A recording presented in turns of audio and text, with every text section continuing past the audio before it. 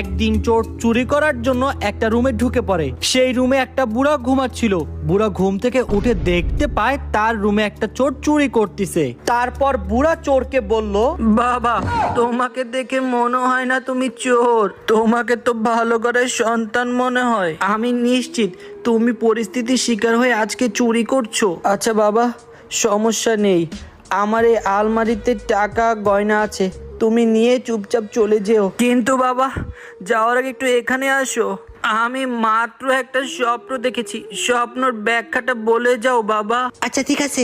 আমি স্বপ্নে দেখেছি আমি একটা গহীন জঙ্গলে হারিয়ে গিয়েছি। তারপর একটা কোকিল পাখি আমার কাঁধে এসে 3বার চিৎকার করে বলল, ইয়াসিন, ইয়াসিন, ইয়াসিন। এই স্বপ্নের মানে কি বাবা? ততক্ষণে বুড়ার চিৎকার শুনে বুড়ার নাতিন চলে আসে। তারপর নানা নাতিন মিলে উড়াধুরা চোরকে মারে।